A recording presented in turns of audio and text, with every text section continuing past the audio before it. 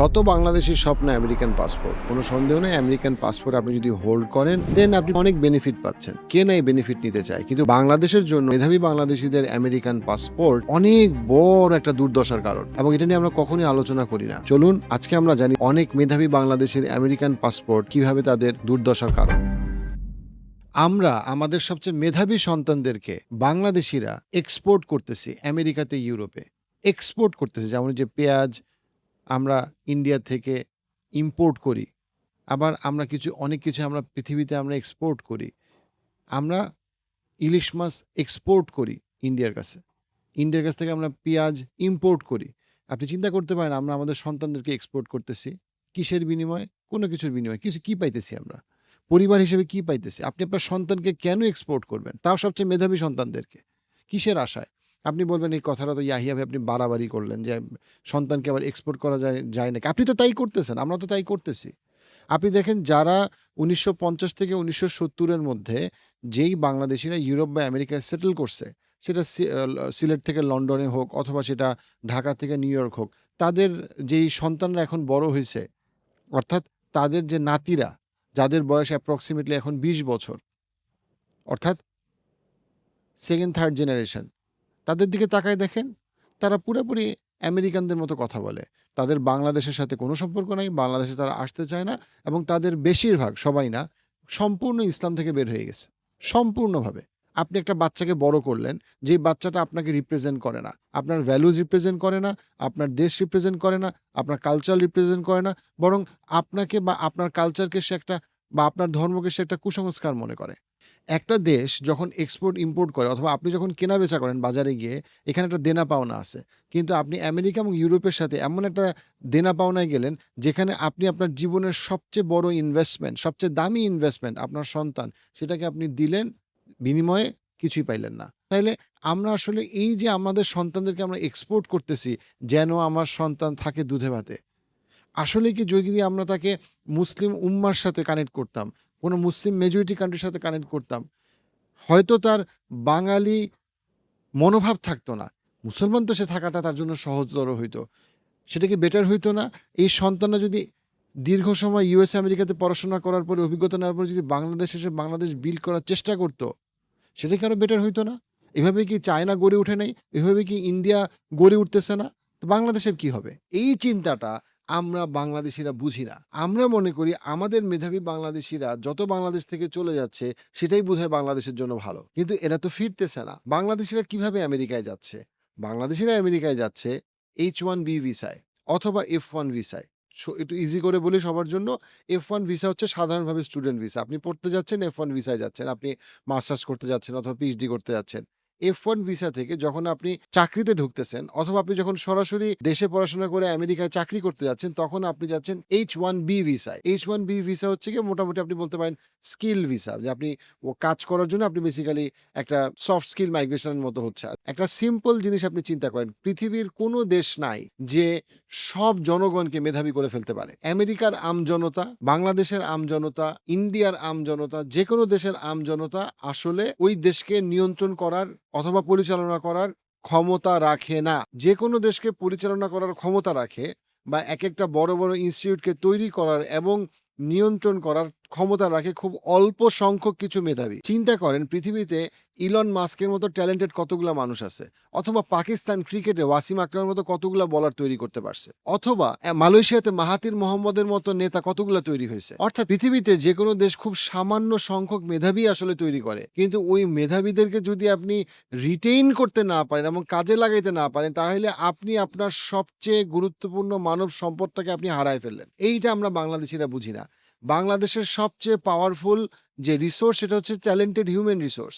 সেই talented human resource আজকে আমি বুয়েটে বলি অথবা ইংলিশ মিডিয়াম স্কুলগুলোতে বলি, যখন তারা বাংলাদেশ থেকে চলে যাচ্ছে, তখন বাংলাদেশ তার নতুন নেতৃত্ব, যারা বাংলাদেশের গভর্নেন্সকে ইমপ্রুভ করতো, সিস্টেমকে ইমপ্রুভ করতো, সেই রিসোর্সগুলো আমরা হারায় ফেলতেছি। সো প্রত্যেকটা বাসায়, প্রত্যেকটা ঘরে আমরা দেখতে পাচ্ছি বাংলাদেশের সবচেয়ে ট্যালেন্টেড লোকরা একটা সময় যেভাবে গ্রাম থেকে শহরে আসছিল ঢাকাতে, সেখানে তারা ঢাকা থেকে আজকে টরন্টোতে, আজকে ইউএসএ তে আছে, ক্যালিফোর্নিয়াতে এন্ড সো অন। অবশ্যই বাংলাদেশিদের জন্য এটা ভালো যে তারা আমেরিকার টপ ইউনিভার্সিটিতে পড়াশোনা করবে অথবা কিছু সময়ের জন্য সেখানে চাকরি করবে। কিন্তু বাংলাদেশের রেমিটেন্স কোত্থেকে আসে?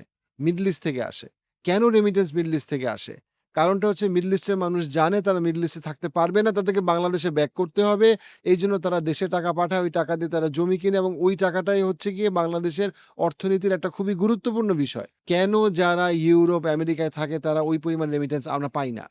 কারণটা হচ্ছে গিয়ে তারা আর আসবে না, তারা আর আসার চিন্তা রাখে না। তাদের আবেগ আছে।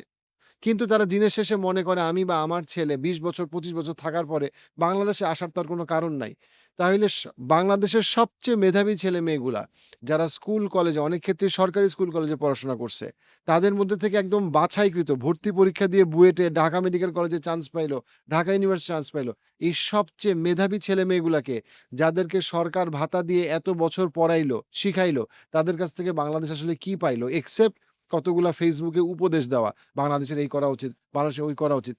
কিন্তু সে তো জীবনে কখনো আসলে যে প্রবাসী বাংলাদেশী আমেরিকাতে পাসপোর্ট নিয়ে বসে আছে, সে কি আসলেই কখনো বাংলাদেশের জন্য কিছু স্যাক্রিফাইস করবে? না। কারণ তার করার তো কোনো ইনসেনটিভ নাই। সিস্টেমটা এরকম হওয়া উচিত যেন ওই দেশের সবচেয়ে মেধাবী মানুষরা ইনসেনটিভাইজড হয়, যেই কারণে তারা আসলে বাংলাদেশের উন্নতির জন্য কাজ করে। কেউ জীবনে ইনসেনটিভ ছাড়া আগায় না। অর্থাৎ বাংলাদেশ গভর্নমেন্ট যদি সামহাও এবং বাংলাদেশের সিস্টেম যদি সামহাও ইনসেনটিভাইজ করতে পারে প্রবাসী মেধাবী বাংলাদেশীদেরকে যারা ইউরোপ, আমেরিকাতে গেছে, স্পেশালি আমেরিকাতে গেছে, দেন তারা যদি কোনোভাবে ফেরত আসে এবং তারা যদি বাংলাদেশের সিস্টেমকে ইমপ্রুভ করার জন্য কাজ করে, দেন এটা হবে বাংলাদেশের উত্থানের পথে একটা বৈপ্লবিক একটা বিষয়। যেটা যদি আমরা করতে না পারি, আমরা যদি সামহাও আমাদের সবচেয়ে মেধাবী মানুষগুলা যারা চলে গেছে তাদেরকে আমরা যদি ফিরাইতে না পারি, তাদেরকে যদি আমরা দেশে ইনভলভ করতে না পারি, দেন আমরা যেখানে আছি আমরা সেখানেই থাকবো। আমরা কি বাংলাদেশকে আবার বিল্ড করতে পারি না?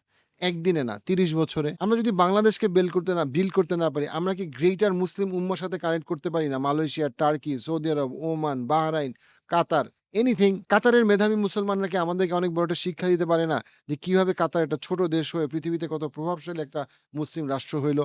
টার্কির ইতিহাস, অটোমানদের ইতিহাস কি আমাদেরকে মোটিভেট করতে পারে না? আমরা ওই আমেরিকা এবং ইউরোপ যারা পৃথিবীর সমস্ত জায়গায় গন্ডগোল লাগাইলো, সমস্ত ইনস্টিটিউটগুলোকে ধ্বংস করলো, তারপরে আমাদের কাছে পাসপোর্ট বিক্রি করলো, যে পাসপোর্টের ওদের কাছে কোনো দাম নাই, খালি প্রিন্ট করছে। ওই পাসপোর্ট দিয়ে তারা বেসিক্যালি আমাদের মেধাবী মানুষগুলোকে ওইখানে নিল। নেওয়ার পরে যখন আমাদের ছেলেমেয়েরা ওইখানে বড় হইলো, ৫০-৬০ বছর ধরে থাকলো, এখন তারা বলে আমরা বৈশ্যশূদ্র, আমরা সেকেন্ড ক্লাস সিটিজেন। মুসলমানদের জন্য লন্ডনের পরিবেশ নষ্ট হয়ে গেছে, মুসলমানদের জন্য লন্ডনে ক্রাইম বাড়ছে, মুসলমানদের জন্য নিউ ইয়র্কে এই সমস্যা হইছে। তার মানে কি? তারা আপনাকে কোনোদিন একসেপ্ট করে নাই তাদের একজন হিসেবে। তারা আপনাকে কোনোদিন একসেপ্ট করে নাই। তারা আপনার ব্রাউন চেহারা, ব্রাউন ফেস কোনোদিন একসেপ্ট করে নাই। অর্থাৎ আপনি যখন তাদের মতো হাইপার ক্যাপিটালিস্ট হবেন, ইসরায়েলকে সাপোর্ট করবেন, সমকামিতার প্রসারে সাহায্য করবেন, তখনই তারা আপনাকে পছন্দ করবে। এবং এটাই কোরআন হাদিসে বলা আছে। তারা তোমাকে ততদিন পর্যন্ত একসেপ্ট করবে না যতদিন পর্যন্ত তুমি তাদের রীতি, নীতি, মূলভাব, ফিলসফি, ন্যারেটিভ সবকিছুকে নিজের মনে করে গ্রহণ করো। আপনার পাসপোর্ট আছে, তারা আপনাকে একসেপ্ট করবে না। আপনার পাসপোর্ট থাকলেও তারা সময় মতো আপনাকে সাইজ করে দিবে।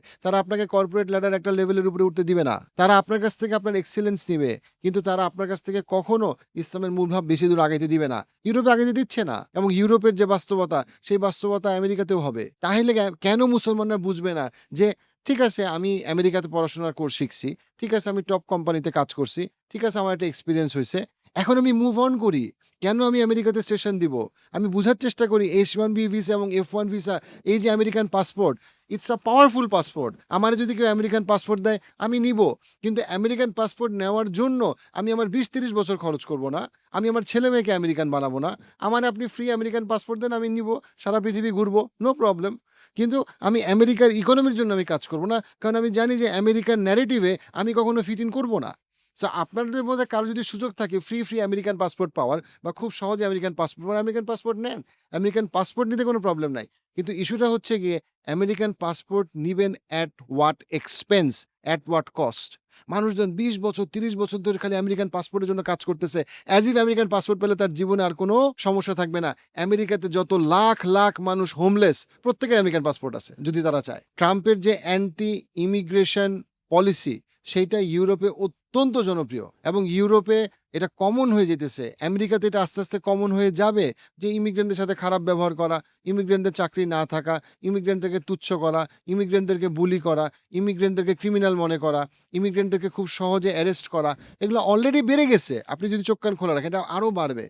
সো দিস ইজ ইম্পর্টেন্ট যে আমরা আমেরিকান পাসপোর্টকে আমরা রিথিঙ্ক করি। আমেরিকান পাসপোর্ট পাইছি, ভালো কথা। তার মানে আমার আমেরিকায় থাকতে হবে কেন? তার মানে আমাকে আমেরিকার মতো হইতে হবে কেন? আমেরিকানদের মতো হইতে হবে কেন? আমি যদি আমেরিকান হওয়ার এই ব্যর্থ চেষ্টা করি এবং আমি যদি এখনো এই ভুল বুঝের মধ্যেই থাকি যে আমেরিকানরা এবং ইউরোপিয়ানরা আমাদেরকে তাদের একজন হিসেবে একসেপ্ট করবে, আসলেই কি গত ৫০ বছরে তা হইছে? তা তো হয় নাই। বরং আমরা আমাদের একটা গেটো, আমাদের একটা সাইলো আমরা তৈরি করে নিছি। which means লার্জার সোসাইটি আমাদেরকে একসেপ্ট করে নাই এবং লার্জার সোসাইটি একসেপ্ট আমি যদি লার্জার সোসাইটির একসেপ্টেন্স চাই, দেন আমাকে ওই ঋষি সুনাক আর কামালা হ্যারিস হইতে হবে। আমি কি চাই যে আমার মুসলিম ছেলেটা বা আমার মুসলিম মেয়েটা কামালা হ্যারিস হোক, যে ইসরায়েলকে সাপোর্ট করার জন্য অস্থির হয়ে গেছে, ঋষি সুনাক হোক, যে বেসিক্যালি ধনী গরিবের ইউরোপে বৈষম্য আরো বাড়াইতেছে? সো আমেরিকার এই পাসপোর্টের যে ফিলসফি, যেই স যেই স্ট্রেংথ এইটার এবং এইটাতে আমাদের বাংলাদেশের যে ইমপ্লিকেশন, সেই ইমপ্লিকেশনটা বুঝার এখন সময় আসছে। চায়না তো অনেক উপরে উঠে গেছে। যখন তারা আমেরিকা থেকে নিজেদেরকে সরায় এনে নিজেদের মেরুদণ্ড শক্ত করছে। ইন্ডিয়াও তো আগায় যাইতেছে তাদের ইউনিভার্সিটি এবং টেক কোম্পানি। প্রশ্ন হইল বাংলাদেশ কবে আগাবে? এই ভিডিও ক্লিপসগুলো যদি আপনি মিস করতে না চান, পার্সপেক্টিভ ক্লিপসে সাবস্ক্রাইব করুন।